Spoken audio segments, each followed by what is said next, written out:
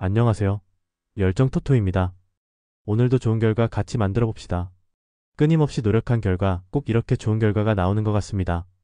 함께 믿고 응원해주신 분들도 감사하며 오늘 분석도 열정적으로 시작하겠습니다.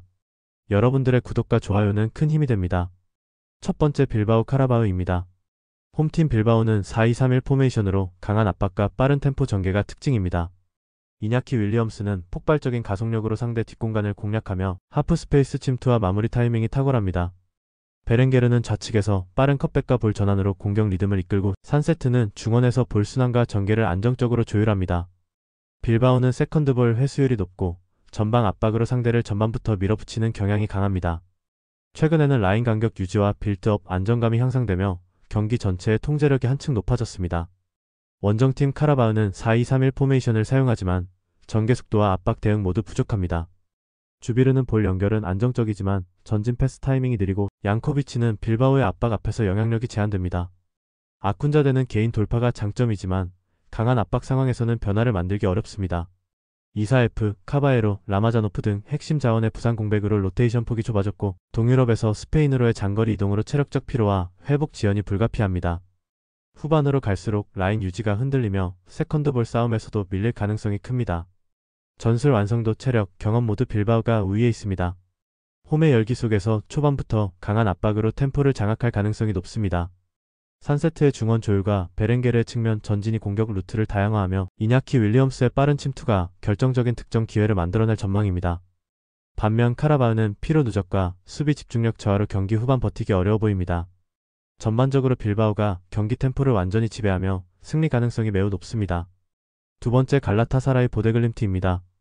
홈팀 갈라타사라이는 4-2-3-1 포메이션을 기반으로 세밀한 전개와 세트피스 전술이 강점입니다. 이카르디는 문전에서 반박자 빠른 슈팅으로 수비를 무너뜨리며 사네는 폭발적인 돌파와 정확한 컷백 패스로 기회를 만듭니다. 귄도아는 경기 리듬을 안정적으로 조율하며 패스 전환으로 템포를 조절합니다. 홈에서는 초반부터 강한 압박으로 상대 빌드업을 차단하고 빠른 전방 전환으로 슈팅까지 연결합니다. 후반에는 점유율을 높이며 실리적인 운영으로 경기 흐름을 안정적으로 이끌어가는 모습이 돋보입니다. 원정팀 보데글림트는 4-3-3 포메이션으로 중원에서 점유를 기반으로 한 전개를 선호합니다. 호그는 좌측 돌파가 위협적이지만 장거리 이동으로 체력이 떨어지며 후반 집중력이 약해집니다. 하우게는 드리블과 볼 간수 능력은 좋지만 강한 압박에선 탈압박이 매끄럽지 못합니다. 살트네스의 출전이 불투명하고 주요 선수들의 부상 이탈로 조직력 유지가 어려운 상황입니다. 게다가 노르웨이에서 튀르키예로의 장거리 이동과 더운 기후 적응 부담으로 체력 소모가 크며 세트피스 수비에서도 불안한 모습을 보입니다. 이번 경기는 갈라타사라이의 세밀한 전개력과 보데글림트의 체력적 부담이 맞붙는 구도입니다. 갈라타사라이는 초반부터 점유율을 높이며 주도권을 잡을 가능성이 크고 이카르디와 사네의 조합이 결정적인 변수로 작용할 전망입니다. 보데글림트는 원정 피로와 수비 조직력 저하로 압박 강도를 유지하기 어려워 보이며 세트피스 수비에서도 약점을 드러낼 가능성이 큽니다. 경기 중반 이후에는 홈팀의 세컨드 찬스가 늘어나고 특정 기대값이 갈라타사라이 쪽으로 기울 것으로 예상됩니다. 전술 완성도와 체력, 집중력 모두에서 갈라타사라이가 한 수 위로 평가됩니다. 세 번째 첼시 아약스입니다. 홈팀 첼시는 4-2-3-1 포메이션으로 전방 압박과 세컨드볼 회수의 강점을 지닌 팀입니다. 주앙 페드로는 중앙에서 수비 라인을 흔들며 박스 침투 타이밍이 뛰어나고 페드로 네투는 측면 돌파와 컷인으로 공격 루트를 열어줍니다. 엔소 페르난데스는 중원에서 템포를 조율하며 빠른 패스로 전방 침투를 지원하고 빌드업 과정에서도 짧은 패스 전개로 압박을 유연하게 회피합니다. 세컨드볼 대응 속도와 세트피스 킥도 모두 높아 경기 주도권을 잡는 데 유리합니다. 원정팀 아약스는 4-2-3-1 포메이션을 사용하지만 압박 강도와 템포 유지력에서 한계가 있습니다. 베오르스트는 제공권에서는 강하나 속도전에서는 대응이 어렵고 라울 모로는 돌파 시도는 많지만 크로스 정확도가 떨어집니다. 스티브는 중원에서 볼 배급을 맡지만 압박 상황에서 안정적인 전개가 어렵습니다. 수비 라인의 높낮이 조절과 커버 타이밍이 불안하며 체력 밸런스도 후반으로 갈수록 무너지는 경향이 있습니다. 전술 완성도와 압박 강도 모두에서 첼시가 뚜렷한 우위를 점하고 있습니다. 초반부터 점유율을 높이며 빠른 템포로 경기를 주도할 가능성이 크며 주앙 페드로와 네투의 연계는 아약스의 측면 수비를 흔드는 핵심 요소가 될 것입니다. 반면 아약스는 롱볼 전개 외엔 공격 옵션이 제한적이며 중원 압박 저항력에서도 열세입니다. 결국 경기 흐름은 첼시가 완전히 주도할 것으로 보이며 세컨드볼 회수와 템포 유지력에서 차이를 만들어낼 전망입니다. 체력, 조직력, 템포 유지 측면 모두 첼시의 승리 가능성이 높습니다. 네 번째 아탈란타 슬라비아 프라하입니다. 홈팀 아탈란타는 3-4-3 포메이션으로 짜임새 있는 전방 전개를 구사하는 팀입니다. 핵심은 인버티드 윙포워드 대 케텔라에르로 측면에서 중앙으로 파고드는 대각선 침투와 스카마카와의 원투 패스가 공격의 리듬을 만듭니다. 이 패턴은 수비의 시선을 분산시키며 파살리치가 박스 근처에서 세컨드 찬스를 노려 마무리합니다. 아탈란타는 측면 빌드업 후 중앙 전환으로 파이널 서드 점유율을 높이고 템포 조절과 공간 활용 능력이 탁월합니다. 특히 홈 경기에서는 공격 전개가 다양해지고 데케텔라에르의 인버티드 돌파가 상대 3백 라인을 무너뜨릴 가능성이 큽니다. 원정팀 슬라비아 프라하는 3-4-1-2 포메이션으로 수비 시 500으로 전환하지만 압박 강도 유지에 어려움을 겪고 있습니다. 프레코프의 전방 압박은 활발하지만 중앙 커버가 늦어 라인 간격이 벌어지고 프로보드는 전환 과정에서 볼을 오래 끌어 템포가 느려집니다. 자페이리스는 결정력은 좋으나 지원이 끊기면 단독 돌파로는 한계가 있습니다. 보릴, 야보르체크, 콜라르, 오그브 등 주요 수비진의 부상으로 조직력이 약화되며 중앙 커버 타이밍도 자주 어긋납니다. 전환 속도와 압박 퀄리티 모두 유럽 상위권 팀에 비해 떨어져 아탈란타의 빠른 전개를 버티기 어려워 보입니다. 전술 완성도, 공격 루트의 정교함, 조직력 모두에서 아탈란타가 명확한 우위를 점하고 있습니다. 데케텔라에르의 인버티드 침투와 스카마카, 파살리치의 이선 합류가 결정적인 차이를 만들며 슬라비아는 측면 압박이 느리고 중앙 커버도 불안정해 크로스와 세컨드볼 대응에 어려움을 겪을 전망입니다. 경기 후반으로 갈수록 아탈란타가 점유율을 확실히 장악하고 중거리 슈팅과 세컨드 찬스를 통해 공격 강도를 높일 가능성이 큽니다. 결국 전술적 응집력, 템포 조절, 공격 완성도 모두에서 아탈란타가 주도하며 승리할 가능성이 높습니다. 이런 분들 꼭 말 걸어주세요. 영상에 보이는 거와 같이 4가지 중 한 가지라도 해당되면 힘드실 수도 있으니 부담 갖지 마시고 아래 고정 댓글로 말 걸어주시면 됩니다. 웃으면서 재밌게 베팅합시다. 5번째 AS 모나코 토트넘입니다. 홈팀 AS 모나코는 4-3-3 포메이션을 기반으로 측면과 중앙을 유기적으로 활용하는 짧은 패스 전개가 특징입니다. 윙포워드와 풀백이 터치라인을 따라 전진하며 원투 패스로 공간을 넓히고 하프 스페이스 침투로 상대 수비를 흔듭니다. 미나미노는 중앙과 측면을 오가며 템포를 높이고 골로비는 빌드업 중심에서 전진 패스와 템포 조절을 번갈아 수행합니다. 발로그는 박스 근처에서의 위치 선정과 마무리 감각이 뛰어나며 결정적인 순간 침착한 마무리를 보여줍니다. 모나코는 짧은 패스로 압박을 풀고 전환 속도와 세컨드볼 회수율에서도 안정적인 모습을 보입니다. 홈에서는 전방 압박이 정교하게 작동하며 경기 초반부터 높은 라인으로 주도권을 잡는 팀입니다. 원정팀 토트넘은 4-2-3-1 포메이션을 쓰지만 측면 수비 라인의 대응 속도가 불안정한 약점이 있습니다. 히샬리송은 피지컬과 압박 능력이 좋지만 지나치게 내려오면 공격 전개가 단절됩니다. 사비 시몬스는 창의적인 패스를 시도하지만 강한 압박 앞에서는 볼 간수가 불안정합니다. 팔리냐는 제공권과 태클은 강력하지만 하프 스페이스 커버 타이밍이 일정치 않아 측면 지원이 늦습니다. 풀백 라인의 간격 유지가 흔들리며 이는 모나코가 즐겨 사용하는 공격 루트와 정확히 겹칩니다. 특히 원정에서는 간격이 벌어지며 수비 간 연결이 느슨해져 역습 대응이 늦어집니다. 경기의 핵심은 하프 스페이스 장악과 템포 유지력입니다. 모나코는 측면에서 시작해 중앙으로 전환하는 공격 패턴이 완성도 높으며 미나미노와 골로빈의 템포 조합이 토트넘의 압박 라인을 무너뜨릴 핵심입니다. 토트넘은 팔리냐 중심의 압박으로 대응하겠지만 미드필더 간격이 벌어지면 전진 패스 라인이 열리며 모나코가 쉽게 공간을 창출할 것입니다. 발로그는 박스 근처에서 한 번의 찬스를 득점으로 연결할 수 있는 결정력을 갖췄고 홈 경기 특유의 빠른 전환 속도는 토트넘의 수비 정비 이전의 슈팅으로 이어질 가능성이 높습니다. 시간이 지날수록 토트넘은 압박 대응력이 떨어지고 모나코의 침투와 세컨드볼 공략이 더욱 위력을 발휘할 전망입니다.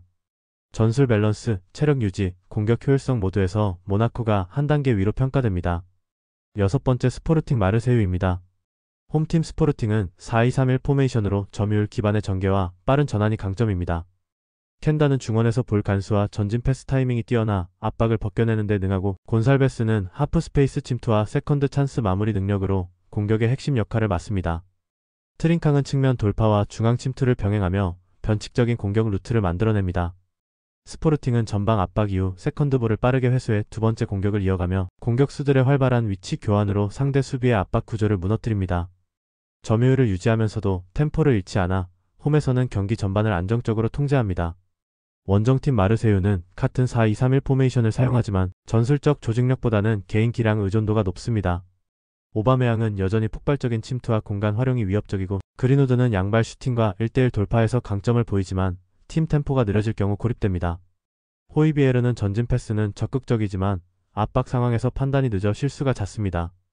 라인 간격이 자주 벌어지고 미드필더진의 수비 가담이 늦어 세컨드볼을 내주는 장면이 반복됩니다. 특히 원정에서는 초반 집중력 저하와 풀백의 과도한 오버래핑으로 측면 공간이 쉽게 노출됩니다. 이 경기는 점유율 전개와 전환 속도의 질에서 스포르팅 리스본이 뚜렷한 우위를 보일 전망입니다.